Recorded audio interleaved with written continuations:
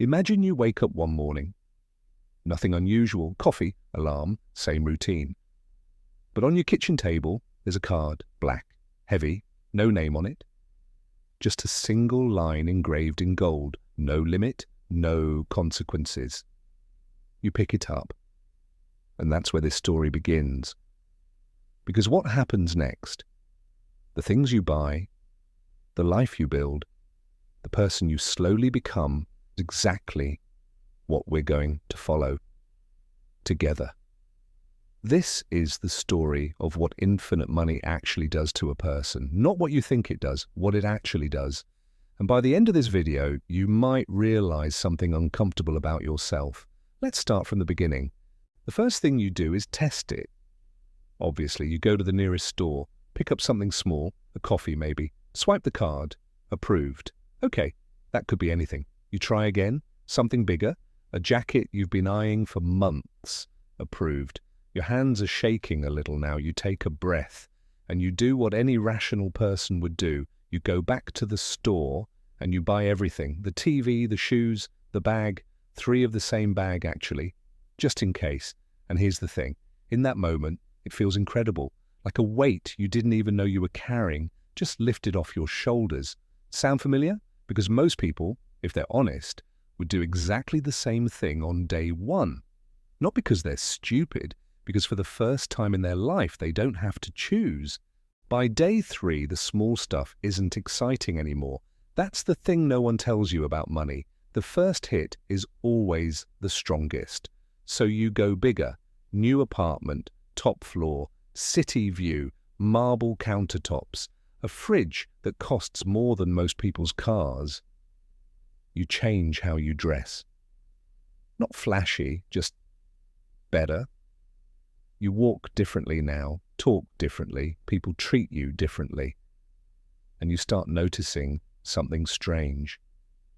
The version of you from 2 weeks ago, the one counting change at the register, picking the second cheapest option on the menu, feels like a different person. You don't miss him. But here's what's quietly happening underneath all of this. Your baseline is shifting. What used to feel luxurious now just feels normal. The apartment is just where you live. The clothes are just what you wear. The restaurant is just where you eat. Psychologists call this hedonic adaptation. The rich call it lifestyle creep. You're going to call it something else by the end of this story. Now you're playing a different game. You bought the car.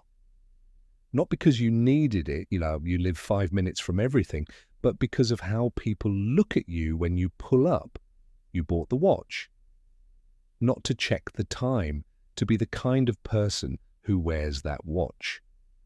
And here's where it gets interesting. You start spending time around other wealthy people, and you realize something that genuinely surprises you. They're not impressed by you, not because they're rude, but because in their world, the car, the watch, the apartment, that's just the entry point. You thought you'd arrived. Turns out you're still in the lobby. Now, here's a stat that might surprise you. Studies show that most people stop feeling the happiness boost from material purchases after just 3 months. Wait, actually it's more nuanced than that. Some purchases, like experiences, retain their value much longer. But objects, especially status objects, the window is even shorter, sometimes as little as 6 weeks. Drop that in the comments if you want to debate it. So you're sitting there, rich, genuinely, infinitely rich, and somehow you're already chasing the next thing. This is the chapter most people don't see coming. Your old friends are still your old friends. You love them, but things are different now. You pick up the bill automatically. They feel weird about it. You suggest a trip. First class, 5-star hotel. Half of them can't come. The other half come, but they feel out of place. And you end up with a new crowd. People who match your lifestyle, who show up to the same places, who speak the same language of money. Except here's the thing about this new crowd. You never quite know who actually likes you and who likes what you have. So you start testing people, paying close attention, getting slightly paranoid. And one night, alone in that penthouse, surrounded by every object you ever wanted, you realize something that hits harder than you expected. You don't fully trust anyone anymore. Not because they're bad people. Because money changed the information. Every kindness has a possible explanation now. Every friendship is slightly suspect, and you'd give anything, just for a moment, to be back in that small apartment where you knew exactly who loved you. You've solved money, so you buy time. You hire someone to cook, someone to clean, someone to drive you, someone to manage everything you don't want to deal with. And now you have all the time in the world, which is when you discover something that nobody, and I mean nobody, is ready for until it happens to them. Free time without purpose is not freedom. It's a prison with a view. You wake up at 10, eat whatever you want, go wherever, and by 2 p.m., you're bored. Not surface bored, deeply bored, the kind that makes you restless, then anxious, then weirdly nostalgic for the problems you used to have. Because here's what we never admit out loud. We don't want to not work. We want to work on things that matter. We don't want to not struggle. We want struggles that feel worth it.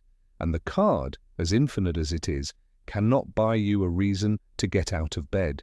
That one you have to find yourself.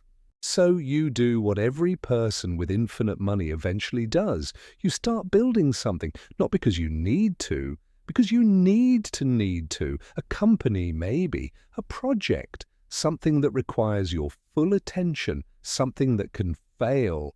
And suddenly everything feels alive again. The meetings matter, the decisions matter, the small wins matter in a way that no purchase ever could.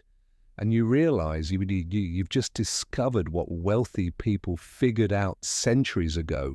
The goal was never to stop playing the game. The goal was to play a bigger one. Level 7 isn't about the costume. It's not the suit, the jet, the watch. It's about what you're building while everyone else is still shopping. Here's the uncomfortable version of this.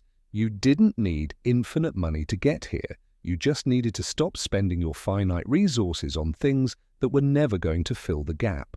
So here's where we end up. 6 months with an infinite money credit card.